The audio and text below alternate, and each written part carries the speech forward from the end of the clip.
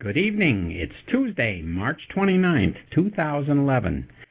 My guest today is Rick Robinson, political advisor, educator, and author of The Manifest Destiny.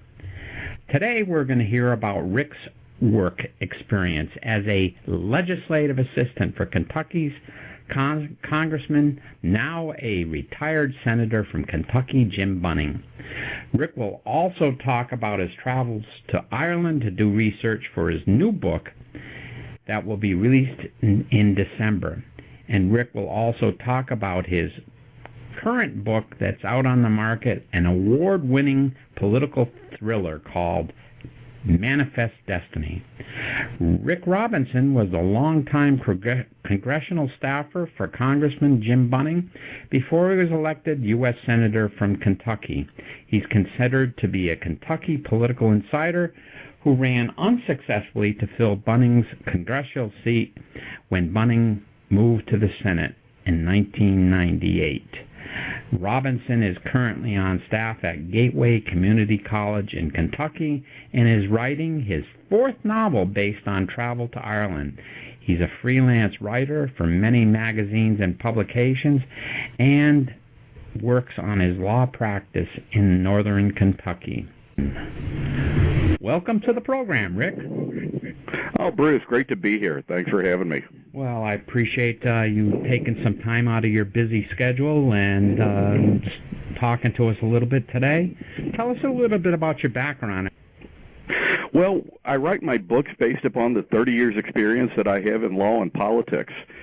Back about the time when I was in law school, I started getting involved in what became my profession, and that is the legal career, but I also started getting quite a great interest in politics. So along the way, both careers have paralleled themselves, and I found myself when I started to write what you know about. So the books that I write are based upon the 30 years that I have in the game, along with the 30 years that I have in law. I spent a little time on Capitol Hill working for then Congressman Jim Bunning, ran for Congress myself in 1998, and then started practicing law back in my home in northern Kentucky and have been keeping my finger involved in politics ever since then. Right. And I see that you're also, I'm a former educator and I was involved with the community college system. I see that you also teach classes at the community college, Gateway. I absolutely love the time that I spend with the students that I have at our community and technical college here in town. And I think one of the most rewarding things that I've done in recent years is become an adjunct professor teaching business law at the community college. I enjoy it greatly. No, that's good. I'm sure the students there appreciate the wealth of your background and all that. When I first saw Gateway Community College, I thought, well, that's back 20 years ago when I was on the Board of Higher Education for the state of Connecticut. We have a Gateway in Connecticut, in New Haven, and I thought it was that one that you were teaching at. But this is in Fort Mott in Kentucky, right? Well, it's in northern Kentucky. Northern Kentucky is, which is where I'm from, Bruce, is this area. If you're in Cincinnati and they shoot off fireworks at Great American Ballpark, and when the Reds hit a home run, I'm in Kentucky and I can hear them in my backyard. So there's this conglomeration of all these little communities on the southern side of the river, as we say. And the Gateway College is in about 4 or 5 of those different communities. Wow. So you've had a variety of things that you've done through your career, and I saw some of the stuff that you visited in Ireland, which is going to be our topic today. You've been involved with politics. What got you into politics initially? Initially, I got into politics in 1977 when I met a young guy who was running for office here in northern Kentucky, and I didn't like the guy who was the current state representative. I have to say at the time I didn't know much about politics, but I know I didn't like him representing me at our state capitol. Right. So I went and found this young guy who was running for office, met him, and he, myself, and one other person became a 3-person campaign committee that tried to run him for state representative. The campaign lost that election by 16 votes. Oh, my word. But I was hooked. Right. And the next election, that candidate, Barry Caldwell was his name. He actually won the state representative spot. But I was hooked. I was forever hooked in politics after that. Absolutely. So, besides working with Senator Bunning, in which he is now the senator, U.S. senator from Kentucky, right? Just recently retired. He had spent many years. He went to Congress first in 1986, and I went up with him in that year that he got elected.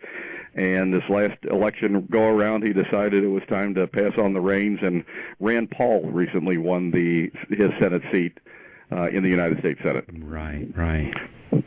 Now, Manifest Destiny is your third book. What other books have you written? I know there's others.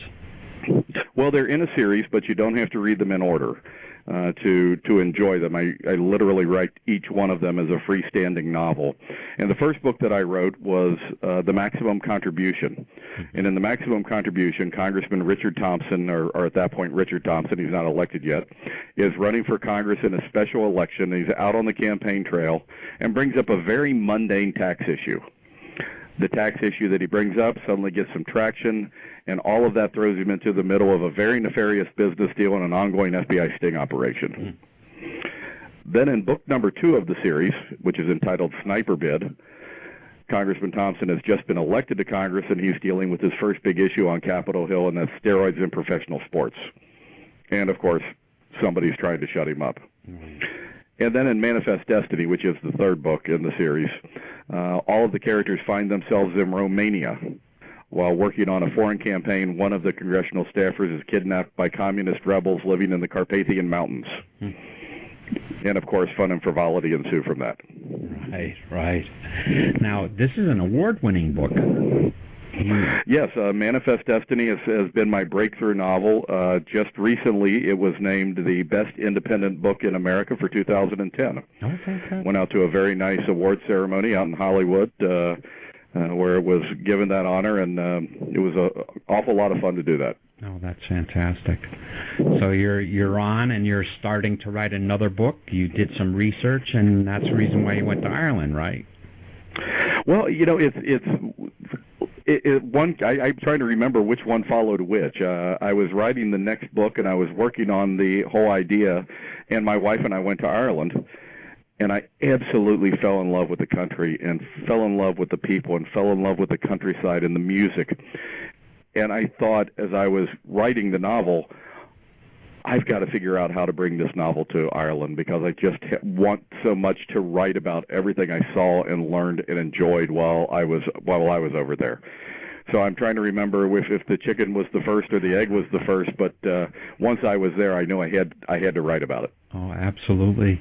So is it a book based on the same characters, or is it going to be same characters are back again, and as you noted, I like to throw a little bit of history and a little bit of true facts into some of this. This book will involve a little bit of guns for money for horses, is the best way to think about it, involving the horse business as it goes back and forth between Lexington, Kentucky, and the horse farms in Ireland. But it also uses a real live link between Hamas and the IRA. Oh, wow. Both being nationalist organizations. They have been friendly organizations over the years, and therein is going to be the rub that brings it all together and brings them all to Ireland, running around the countryside of trying to get F-14 Tomcat parts out of Ireland and somehow over to Iran, and how the congressman wanders into all of that. Well, that's going to be fascinating. I know I'm reading your book, the third book in the series, Manifest Destiny, and I find that your weaving of the politics, the storyline, the mystery, all kinds of things going on with these characters, and the historical aspects, which I'm a history buff, and I love that. I love that kind of stuff. So where did you go? When my wife and I were in Washington, when we both worked on Capitol Hill, when I was working for Jim Bunning, my wife was working for Connie Mack from Florida. And the thing that we liked to do on the weekends was to wander through the Capitol and just find things. Find things that would be of no relevance or significance to other people, but that were important to us, that were neat to us, which is why, for instance, the mace Right. the ceremonial rod that is brought out at the beginning of Congress becomes something of interest in Manifest Destiny, because that was something we thought was very neat. But that's one of the things in writing that I wanted to do, was to bring forth those little tidbits of history that folks might not otherwise know, throw into the book and make them part of the story. The other thing that I try to do is, you've been involved in politics, and what I like to give people the feel for is what it's really like to be involved in politics. Right. I read a lot of political thrillers that have nothing to do with politics. I want my politics to have real politics in them. When you get done with one of my books, I want you to know what it's like to be on the campaign bus for 5 days in a row. And from what I've seen so far, I'm up to chapter 8. You do exactly that, and very well, as a matter of fact. So the maces, and this is something I knew about years ago, but talk a little bit about the mace. I know you do at length in the book, because that's a central part of the book, right?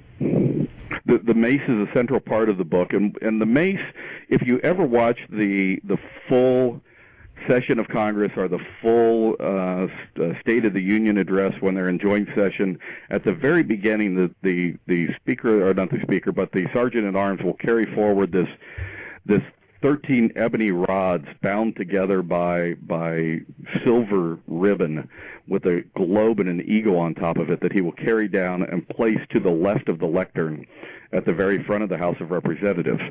That item is called the mace, and is a very important, it's really the symbol of our entire republic. The second law passed by Congress was that we have a mace. Right. That was the second law passed, that we have this symbol of the republic. Now, the interesting thing about the mace was that it was stolen during the War of 1812 by the British, and never found. When the British took over the capital, they went in, they burned the capital. The mace disappeared. It's assumed that it went down on one of the boats that was carrying bounty back to England. Okay. 3 ships went back to England. 2 of them sunk. 1 of them made it. It was assumed that probably the mace was on that. But when I thought about that, I thought, maybe it wasn't on those ships. Right. Maybe it made its way, I don't know, to New York. And what happened to it then? So, and after it burned, there was a replacement mace that was made, and so there's a replacement mace currently in the Capitol. There's another mace somewhere that no one ever knew what happened to it, and that's one of the mysteries of the book. Right, right. And as a matter of fact, positioning of that mace determines what the session is for Congress, right? Very good, Bruce. Very, very good. Most people don't know that, yes. And whether you're in the Committee of the Whole or the Committee of the House, very important for you. You sound like someone who has some legislative experience, because that does have an impact on how the votes are taken on the floor and which holder the mace is in. Members can look at which holder the mace is in to determine if they're in the Committee of the Whole or the Committee of the House. Right. And similar to what's going on in Wisconsin right now. Correct. Correct. And that's the entire controversy, is whether they're in as the House or whether they're in as a committee. Right. Exactly. Right. So that's going to be decided in the courts, if it hasn't already. I'm not sure.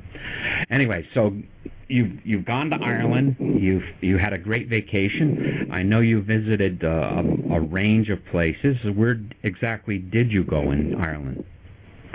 Well, we started out in Dublin and spent a couple of days in Dublin, a wonderful city, beautiful town. I will tell you, Bruce, it's the only place that I've ever gotten lost walking around. The streets aren't in blocks. Right. If you go to walk around the block, you don't know where you're going to end up. They kind of wander through these various weaves of different directions, and literally had to figure my way back by trying to find highlights and various things that I had seen along the way, and asking police officers how to make my way back to the Conrad Hilton Hotel. But it was the only time ever in a big city that I've ever found myself wandering around trying to figure out where I was. That's the one thing I would say to your listeners. If you go to Ireland, you have to spend a couple days in Dublin. It's a wonderful place to be, but don't try to rent a car for Dublin. Okay. Rent the car for when you leave Dublin. Get a taxi downtown, go to your hotel, stay where you're staying, get on one of the buses that tour around the city to see all the sights, And then when you're ready to leave, get a cab back out to the airport to get your car, and then start on your travels, because Dublin, and if you are not from Dublin, you will not be able to navigate the streets. Great advice, great advice. I found the same thing in Malaga. I was at a church. I saw the building I wanted to go to, and I couldn't find it for quite a while. So, no. I had that experience in Edinburgh one night. Mm-hmm. I was within a block of the hotel, and I couldn't figure out how to get to it. So Dublin is a city, and for those people that have never been there, what's a city like compared to like a city in the United States? How big is it? I couldn't tell you. The population is obviously the largest, I believe the largest city in Dublin, in Ireland. I believe it's even larger than Belfast.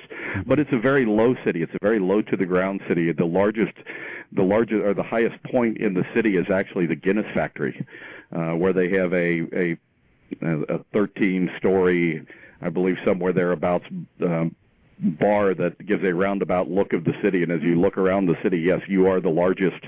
You're the highest you're ever going to get in the city at about 13 stories. So it gives you the idea that it's a very old town. Absolutely. New buildings are not going up. It's all old buildings, all old architecture. Beautiful city.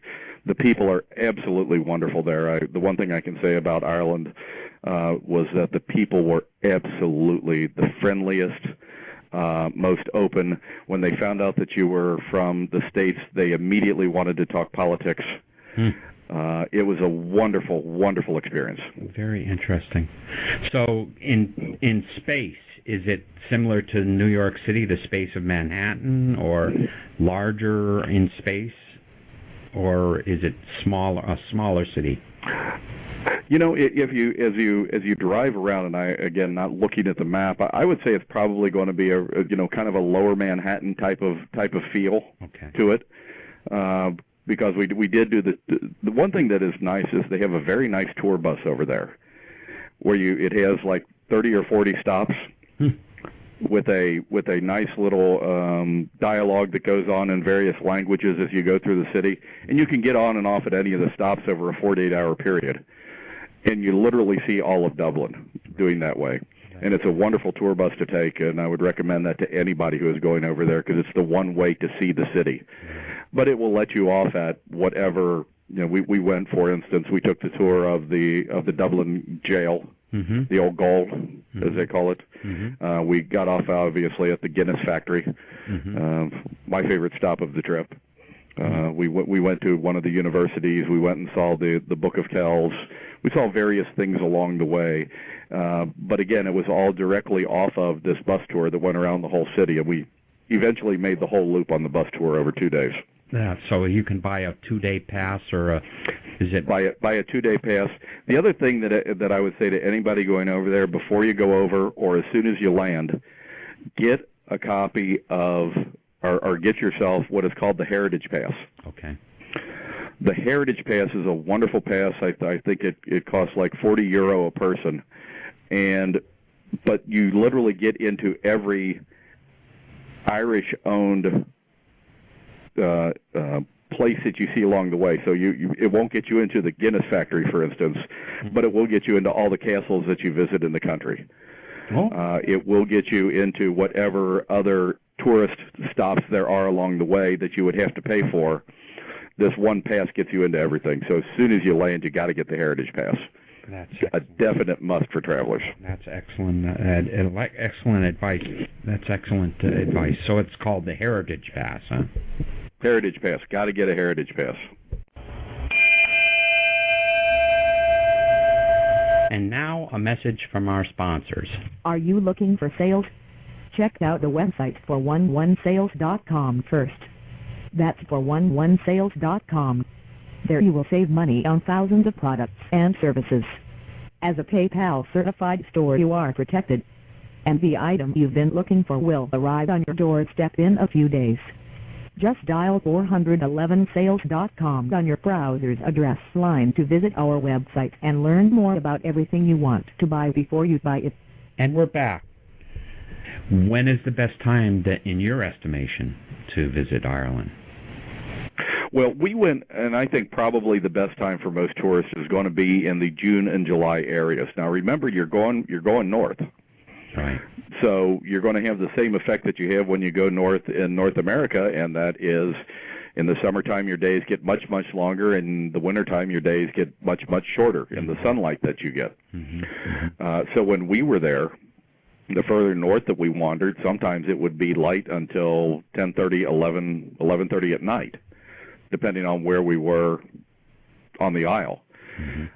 On the other hand, when you go then to the winter time over there, you have the exact opposite effect of very little sunlight during the day. In fact, I met somebody at one of the pubs, and as we were sitting there, he was a wonderful old guy who was a chef at the pub that we were at, and I said, "So, what do you do in the wintertime when you only have 4 hours of sunlight?" And he raised his glass of Guinness and said, "Aye, you're looking at it." So now the one thing that I would say, though, is that in the wintertime they have some wonderful festivals in Ireland. Personally, I'm a great lover of Irish music. Yes. And whether it's Irish music that is traditionally played, or whether it's Irish music that's played in more popular, more current popular sounds like the Pogues, who do their punk version. I just saw the Pogues last week, by the way. I love Irish music, whichever way it is. And what you'll find is that in the wintertime in particular, there's a lot of festivals to draw folks over. So, and I think it's October in Innis, that Innis has a traditional folk festival, music folk festival. Oh, that's excellent. And Innis is a wonderful little town. It's probably my favorite town that we visited in Ireland. And it's my favorite because it's the central point of folk music for the country of for Ireland. Now, where is Innis in relationship to Dublin? Basically, take your finger and point to the middle of the island. That's going to be just about where you'll find Innis. So it's just about due west. And what we did to get to Innis was we left Dublin and went and hit a couple castles along the way. Went a little south of Dublin. We went to Cahir Castle and went to a couple others along the way that, again, the Heritage Pass got us into for free. And then made our way up to Innis to stay for a night or two at a B&B there. Excellent.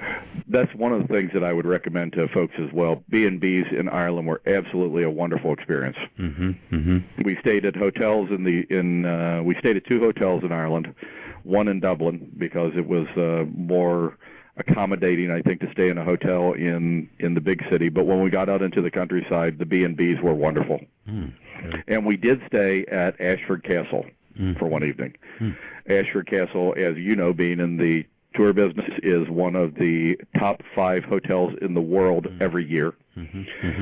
Now, it isn't a cheap stay, but it is, in fact, probably the best hotel experience that I've ever had. Walking into a place where they, truthfully, from the moment that you arrive to the moment that you leave, someone is taking care of you. It's the food is outstanding. The service is beyond belief. They have a golf course on site. They have skeet shooting. They have boating. They have fly fishing. They have everything you would want to do at Ashford, but you'll probably pay pretty well for it when you get there, too. And it's also in the town, located in the town where they shot The Quiet Man. So you can go down and see the various buildings. If you're a fan of John Wayne, you can go down and see the various buildings and places that were included in the movie. Oh, no kidding. Now, you went in May, June? We went in June, yes, we did. Okay. And when is there a rainy season? Is there a rainy season? Every day's a rainy season. Okay. Every day's the rainy season. And in fact, in the number one thing you have to take with you when you go to Ireland is pre-tested rain gear. Make sure it's rain gear that works. My wife bought a new rain jacket to take over there. Hadn't taken it out in the rain yet, and the rain was so hard one day as we were going through one of the castles that it literally soaked through the rain gear. Oh my! So, really, when you take that over, if you were looking for a couple things that you had to take, that's one of them. You really have to take a good piece of rain gear because you're going to get wet. They say that you don't know the color green until you've been to Ireland and seen the countryside. And that's true, That's the reason. but it's because it's always raining. Well, that's what I say about Seattle. It's always raining. So she ended up buying a wax cotton coat. We ended up buying a new coat while we were over there because the first day, literally, it rained so hard. When we were at Care Castle, it rained. It soaked through the stitching on the jacket. Oh my word! And she was just drenched, and so we ended up finding a new jacket for her while we were over there. But that's the number one thing you have to take when you go to Ireland. Now, does it snow in the wintertime there? Yes, it does. That was the remarkable thing that I found, and I found that out by talking to some of the locals. And obviously, the more further north you go, the more snow you get. But yes, it does snow in Ireland, and some lovely pictures they showed me of the countryside when they do get snow. So the pond effect doesn't affect it as much as you think it might. The pond effect does affect it some, so they don't get. For instance, it's not like Scotland, where when you go to a similar latitude in Scotland, and you're going to get 8 foot of snow. Right. If you're in the Highlands of Scotland, you're not going to find that much in Ireland. But yes, they are going to get some snow over there. Right. Now, what about the temperature? The time that we were there, the temperature was wonderful. I mean, other than the rain, we could have gone in shirt sleeves every day. And so, but it's one of those countries where you pack for the layered look. Right. You start out with a jacket, a sweater, a shirt, and a T-shirt. And by the end of the day, you might be down to the T-shirt. Right. And by the drive back to your hotel, you might be back to the jacket. Right. You really don't know because there are these sudden swings in the temperature and the rain. So you have this broad swing. The one thing that I took with me that, again, would be something I would recommend to anybody to take, I bought hiking boots. Right. Because you do so much walking.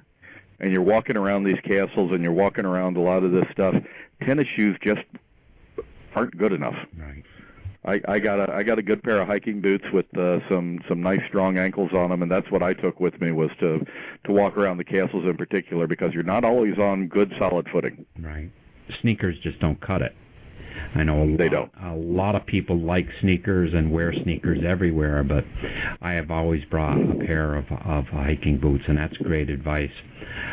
Well, the other thing with the rain, the sneakers will soak through. Exactly. So you've got a couple of items there. You want rain gear.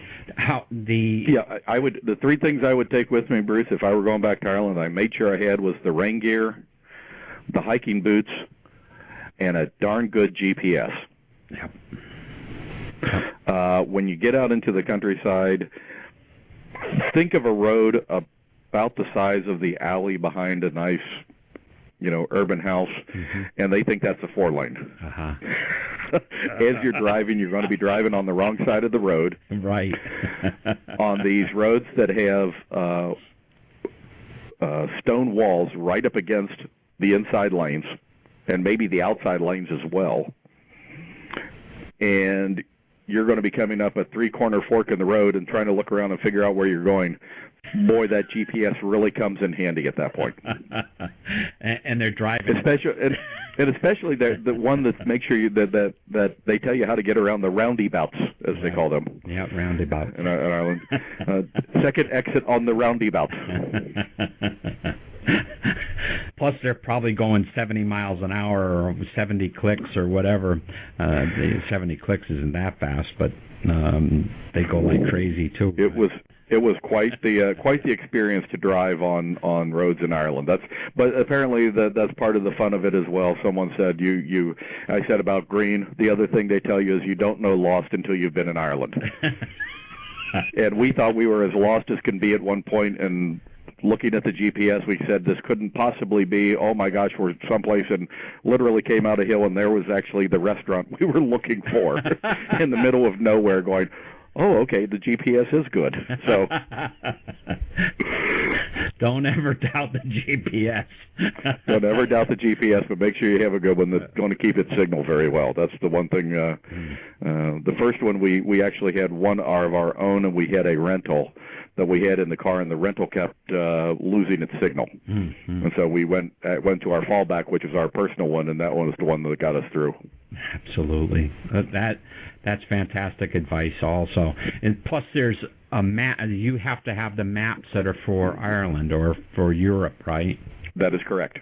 That is correct. You have to have the Euro version of the maps. Right, right. And get the update before you go, because you're going to need them. Mm. So is it expensive to visit there now? You know, when we went over, and this was a year or so ago, Bruce, actually we found two things. One was that our exchange rate was about as good as it had been in quite some time, and I don't remember what it was, and to be honest with you, I don't know what it is now, but we went at a very opportune time. The other thing that we found, though, was because of the decline in the economy on the U.S. side, tourism was down all across the island. So everybody was anxious to get you in. They were willing to do deals. We were staying at B&Bs for 30, 40 euro a night. Just ridiculous prices because they were otherwise sitting empty. And you would get up in the morning, they fix you a wonderful breakfast, wonderful traditional British or Irish breakfast, and then you would go on your way. And it was just the prices really on the B&Bs was what we found was really inexpensive, and really surprised us when we got over there as the cost of getting around. So they use the euro. They don't use the British pound? Oh, you don't even mention the British pound. They will use the Irish pound. They will use the euro. I was in a pub in Dublin, O'Donoghue's, and I walked up and we ordered our first round of drinks, and I was scurrying for my money in my pocket, and I pulled out a British pound and I started to put it forward, and he goes, "I don't take foreign currency."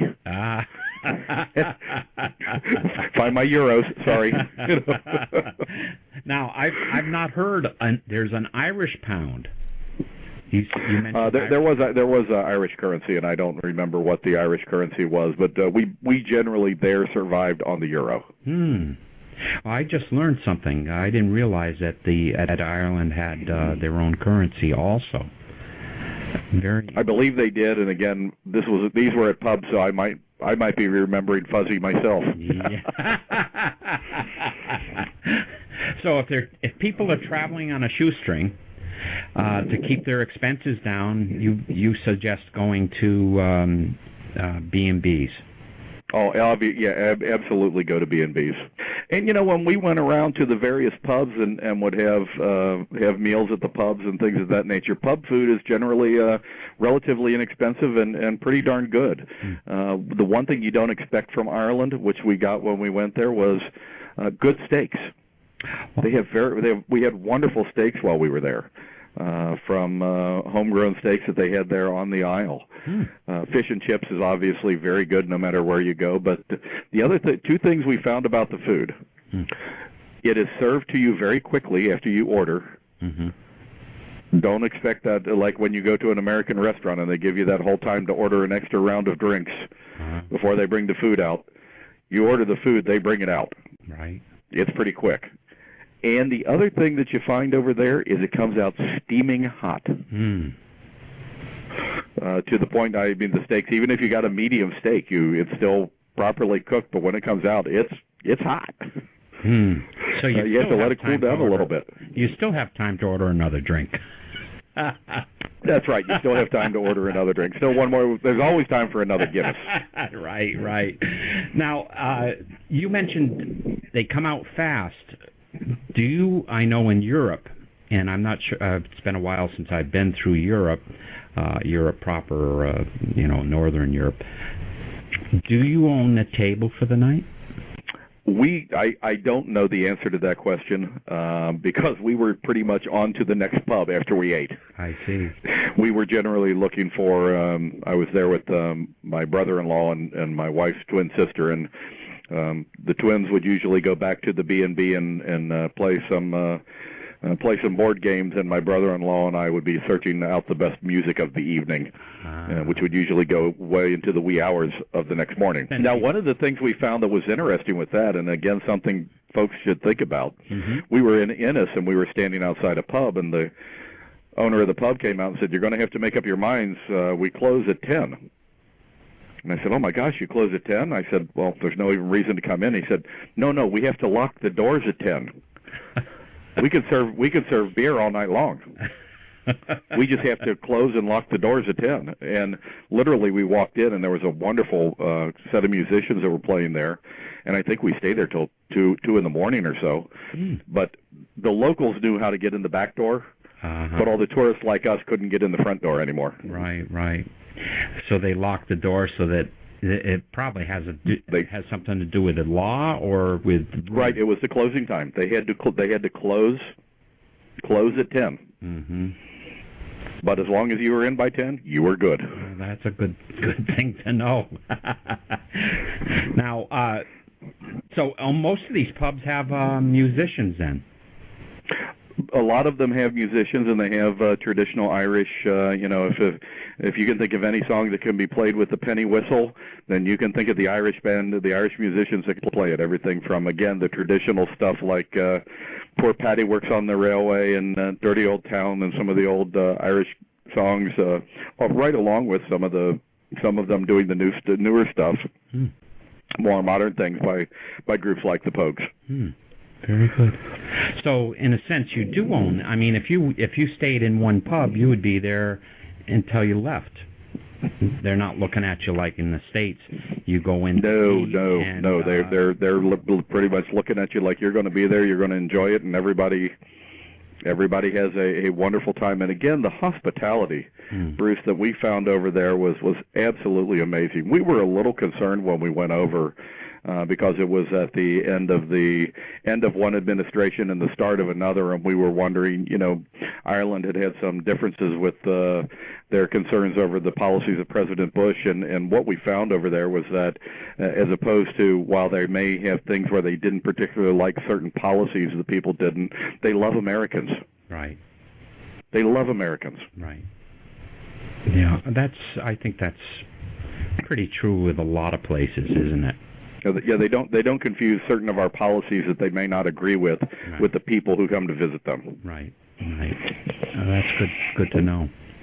So you flew into Dublin. Are there other? We flew into Dublin. There are other airports and other places you can go into. I know Galway, I think, has a pretty good size. You could go up north to Belfast. Now, when we were there, Belfast was going through what they refer to as Parade Week, and Parade Week is the week or two of protest. So we had no desire to go up north to Dublin or to Belfast. Right. I know people who have gone up there who have said they feel perfectly safe. They love the city. They enjoyed it. But I will tell you, we didn't do it just because the week we were there. We thought it was not a good idea to go up. And as we found out, yes, there was a lot of people throwing rocks and police actions in the streets and things of that nature. But again, that was during Parade Week. So we stayed away. So a lot more people fly into the airport in Dublin, I imagine. I think Dublin is the main airport that folks go into. Now, is there a port there also in Dublin? There is a port. I think there is one in Dublin, but I know there is one in Galway. Okay. And Galway is the tourist destination for Irish on the Isles. If you're going to holiday on the Isles, it's the Vegas of Ireland, the places where they have a few casinos where people go to spend their. If they're not going to leave the Isle, they go to Galway for their holiday. Very interesting. So that's similar to the Lake District in the UK. Very similar. Right. Okay. And we enjoyed Galway. Galway was a wonderful place to go. In fact, if I listed one of the things that I would recommend to everybody that surprised me, and I have to tell you, my wife insisted that we do this when we went and did this. There is a show at one of the hotels in Galway called Trad on the Prom, which means tradition on the promenade. And it's supposed to be an evening of traditional Irish dance and music. And when my wife signed us up for it, I thought that it was going to be some sort of cheap ripoff of Lord of the Dance type of show. As it turns out, the touring groups that have come across the United States over the last decade doing all of the Irish groups like Lord of the Dance and all of those. A bunch of these folks have decided that they got tired of touring, and they wanted to stay in Ireland. And they created their own show, and you go to this hotel, and in this very small room with folks from around the world that you're sitting there with, they do their own version, basically, of Lord of the Dance, where they do Irish music, Irish dancing. It's a wonderful night, and a night that I really didn't expect to be a lot of fun, but it ended up being one of the things that, if I had three things that I recommended to people, going to Galway and see Trout on the Prom would be one of the things that I would do. Oh, excellent advice. I know we're going to be in Galway in October, so I imagine that's something that runs all year round then. It runs all year round, and they are the most delightful people. They stay around afterwards to talk with you. And, one of the things that we found was that I enjoy traditional Irish music so much because there is such a tie between traditional Irish music and Kentucky bluegrass. Mm-hmm. Kentucky bluegrass is founded in traditional Irish music, and they really make a big deal of that when you go over there. They want to know who there is from Kentucky, the states that would enjoy bluegrass music. Mm-hmm. And when they found we were from Kentucky, they said, "Oh, then we're going to do a song for you tonight that you're going to love, part of your bluegrass heritage." A song written in that tradition. And they performed Steve Earle's Galway Girl. Oh, wow. Steve Earle being a great bluegrass musician, Galway Girl being the song he wrote about his time in Galway. Wow.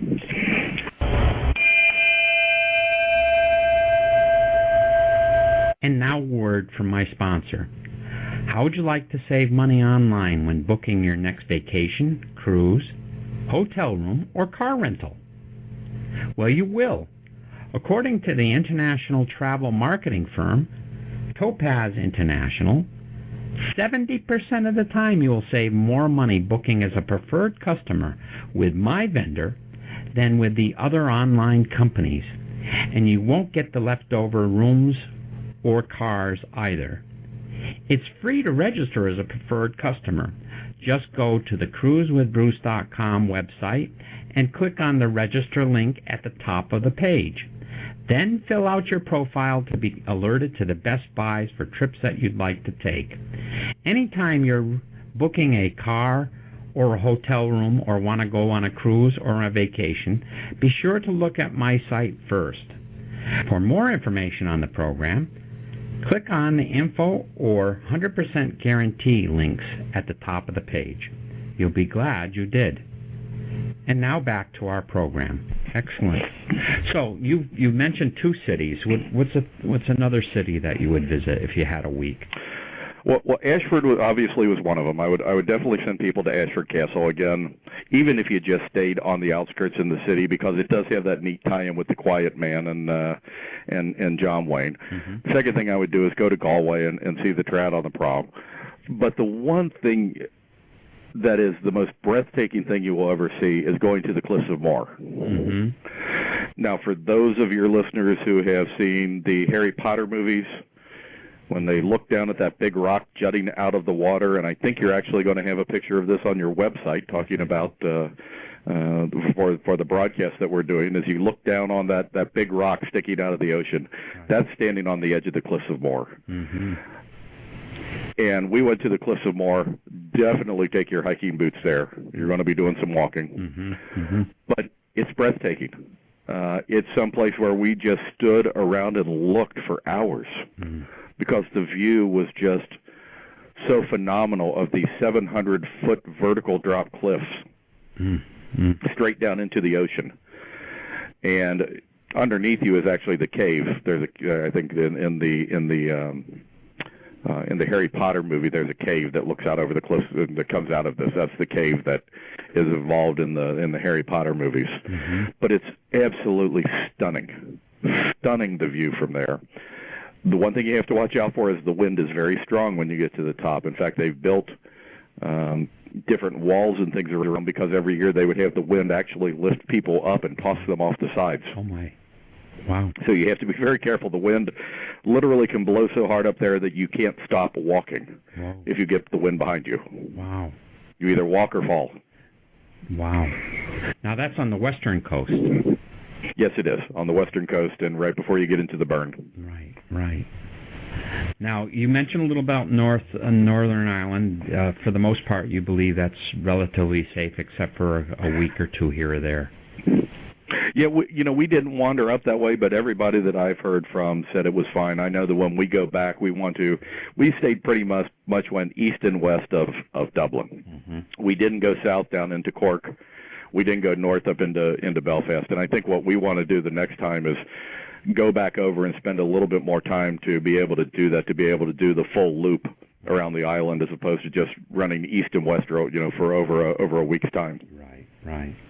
And when you were staying at the B&Bs, did you have to make advance reservations, or was it just... Yes, advance reservations are a must when you do that. Mm-hmm. Most of them have websites where you can go and look at the rooms. Mm-hmm. And again, we didn't have a single problem with any B&B that we stayed at any place. Mm. And we even stayed at a B&B when we went to Galway. Mm-hmm. Mm-hmm. So in a busier season, you're going to have more people looking for the same resource. So therefore, it's the reason why. Well, you know what? Again, with the economies being down and travel being down, we actually found the B&Bs having a lot of openings and being ready to deal. So if you're looking to go, now's the time to start trying to figure out if you can make those deals. Excellent. Excellent. Now, Gaelic is a language. Yes, it is. Is it spoken? The only thing you have to know about going to Ireland, you don't have to have any language change, but one of the colorful characters that I met in one of the pubs told me, all you have to do is change all your THs to TDs, and you'll be fine.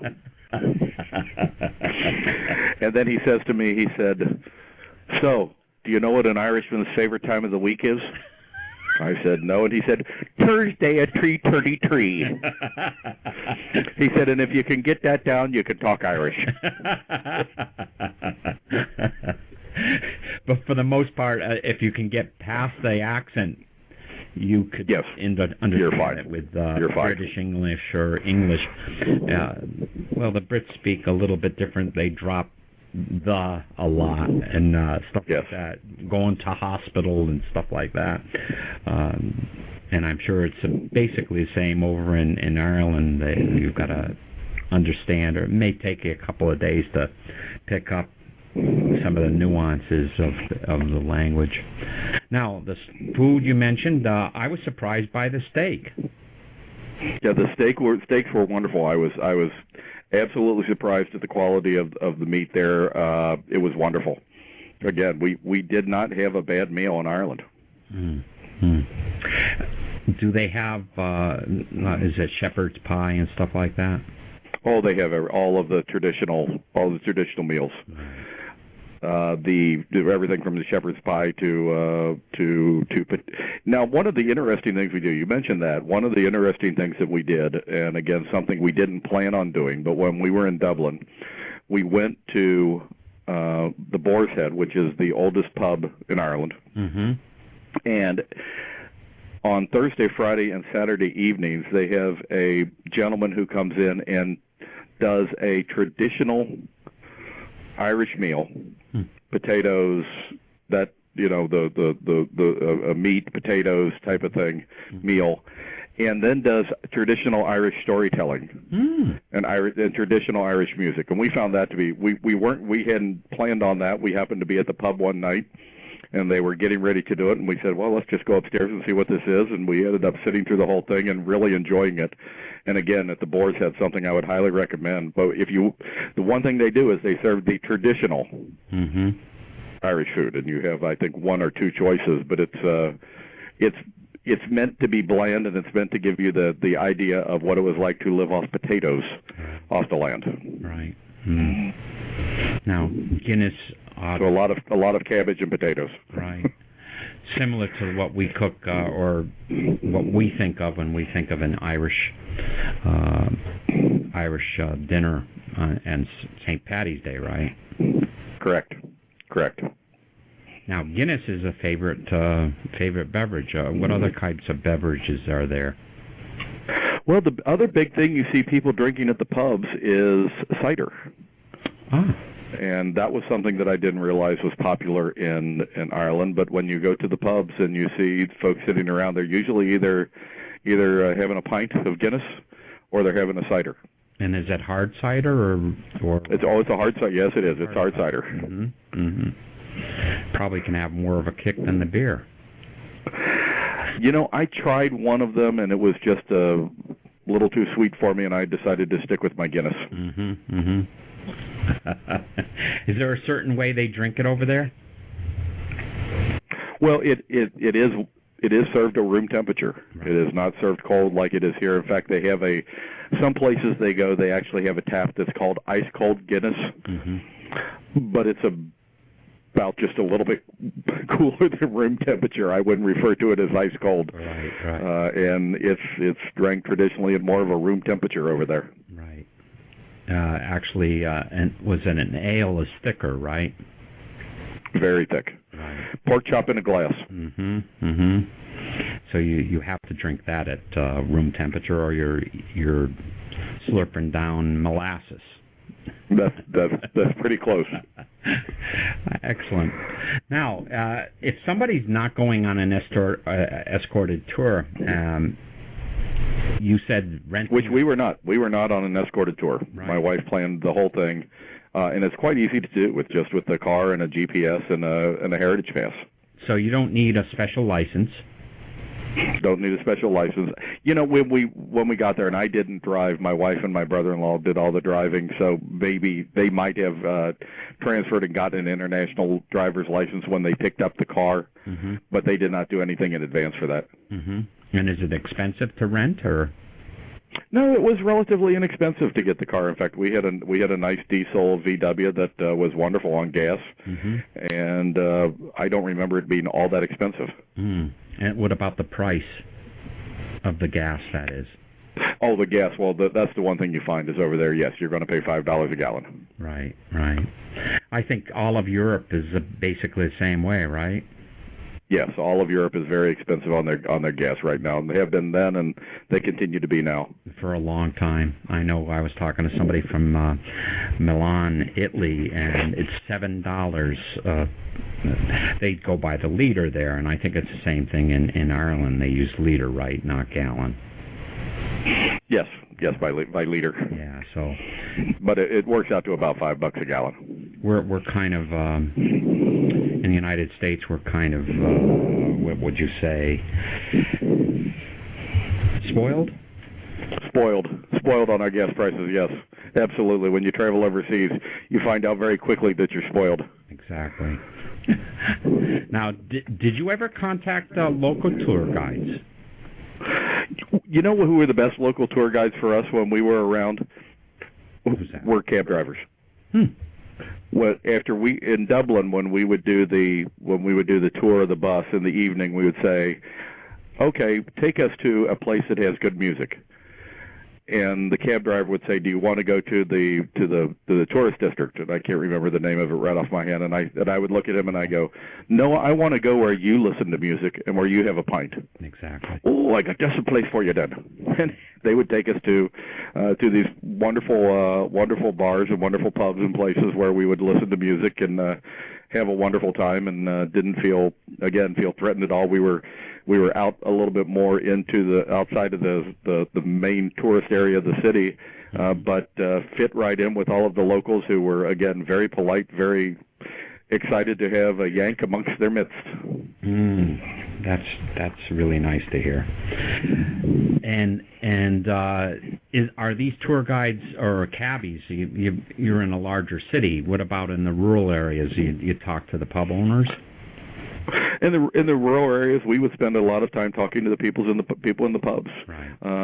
The bartenders in the pubs were wonderful at telling us places where we could go. The other thing that we found was the B&B owners were wonderful about telling us places where we should go. In fact, at one point we went to a distillery that we weren't planning on going to, but it was raining very hard that day, and he said, "Oh, you're going to love this tour." Sent us up to one of the distilleries that we went through and spent time there until the rain stopped, and then went along our way. So your top 3 memorable experiences. Well, I think first off was the thing that we enjoyed the most was the time we spent at Ashford Castle. It truly was, for someone who enjoys to travel, for someone who likes to travel. If you have, Bruce, some of your customers, some of your clients who are out there who really do enjoy going to a finer hotel, Ashford Castle cannot be beat. Again, it's kind of consistently voted one of the top 5 hotels in the world. And it's an old castle that has been travel. If you have, Bruce, some of your customers, some of your clients who are out there who really do enjoy going to a finer hotel, Ashford Castle cannot be beat. Again, it's kind of consistently voted one of the top 5 hotels in the world. And it's an old castle that has been refurbished that you stay in. And literally there is somebody there to wait on you hand and foot the entire time you're there. It's a wonderful place to go. Pricey, but wonderful. And my wife and I, actually, that's where we spent our 25th wedding anniversary. That was the whole purpose of going there for a couple of days. Very nice. So our 25th wedding anniversary at Ashford Castle is probably the top one. I think the second one was going to the Cliffs of Morher, and the stunning beauty of the Cliffs of Morher from what we saw. And then the third was, I have to say, the people of Ireland. Meeting people, talking with people, whether it be Willie Cummings, who is one of the top folk musicians in Ireland, who we met in Ennis, down to Brian the mandolin player, who we met in O'Donoghue's, or the gruffy bartender who first barked at me because I pulled out the wrong kind of pound. We met just some wonderful, delightful people there, and it was just such a wonderful experience. And if you go over there and you expect to have a great time, you're probably going to have a great time. Absolutely. It's like everything else, isn't it? Well, when's your third book, or your book surrounding the Irish experience, going to be coming out? Well, the book is entitled Writ of Mandamus. I'm finishing it up right now, even as we speak, and we hope to have it on the shelves in time for the Christmas rush come this fall. That's excellent. And your last book, we spoke about it a little bit earlier. Yes, Manifest Destiny. And you were a finalist in Indy. It was and it's won several awards. Manifest Destiny won the Paris Book Festival for Best Fiction, won the New York Book Festival for Best Fiction, and then was also named the Independent Book of the Year last week in America for the year 2010. You can get a copy of that, by the way, if you want to go to Amazon.com. They have copies. You can also go to my website at authorrickrobinson.com and order them directly from my publisher via that site. And actually, and it's a great book to read, easy to read. If you're interested in history at all, you're going to love it. What made you weave in history with the plot? Was it your love of history, or?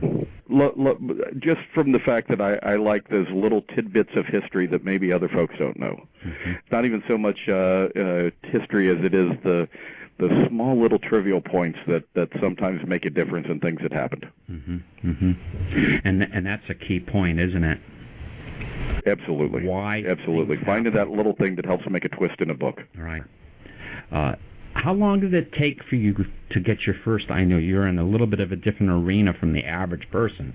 I mean, you're a political advisor. You've been involved in politics on a high level for most of your life. But how long did it take for you to get your first book published?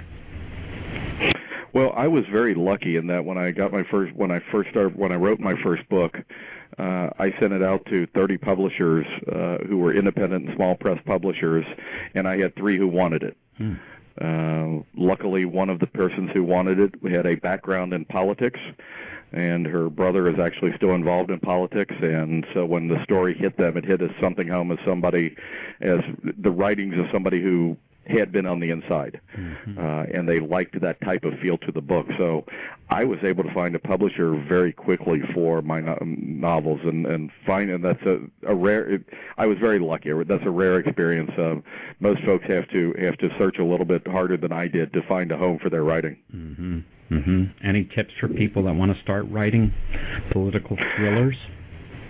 Well, not only whether it be political or whatever it is, but you have to. The first thing I think you have to do is establish what your voice is when you're going into politics. I write the political thrillers, and my voice that I want to get across is I want to be that inside. I want you to feel inside. I want you to know what it's like to be inside the new person on Capitol Hill, or be the person that's new to a campaign when you're reading the book, and get a feel for what it's like really inside, and that becomes my voice. And I think each of us, when we write, we have to decide what is that one thing that we can tell the story in a particular way that nobody else can. And I think that's what every writer has to do, is figure out what their voice is in his whatever field they're writing. Right. Excellent. I know you've got, we're towards the end of our time. This hour flew. I had a great time talking to you, Rick. It was wonderful, Bruce.